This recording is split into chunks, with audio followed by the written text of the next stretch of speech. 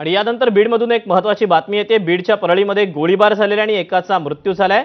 मरळवाडीचे सरपंच बापू अंधारेंचा गोळीबारात मृत्यू झाल्याची माहिती हाती येते। गोविंद शेळके आपल्याला याबद्दलचे अपडेट देतात। गोविंद, या गोळीबारामागचं काय नेमकं कारण आहे? काय घटना घडली? कधीची घटना आहे? दीपक, थोड्या वेळापूर्वीची घटना आहे। परळी शहरातील बँक कॉलनी मधली ही घटना आहे, ज्या ठिकाणी मरळवाडी येथील सरपंच जे राहायला परळीमध्ये आहेत, ज्यांचं नाव बापू आंधळे असं आहे, त्यांना गोळी लागली आणि त्यांचा जागीच मृत्यू झालाय। दुसरे एक जण त्यांचे सहकारी होते, त्यांना अंबाजोगाईला उपचारार्थ हलवण्यात आलंय, ते जखमी आहेत।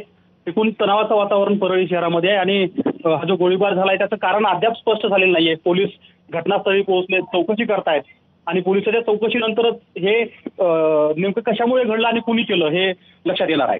दीपक, गोविंद, धन्यवाद दिलेल्या सविस्तर माहितीबद्दल।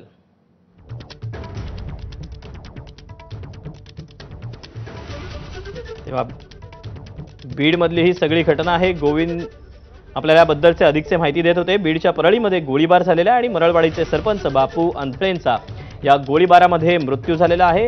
हा नेमका गोळीबार कोणी केला, या पाठीमागचं नेमकं कारण काय हे अद्याप अस्पष्ट आहे। आणि या बातम्यांसोबतच 10च्या बातमीपत्रात वेळ झाली।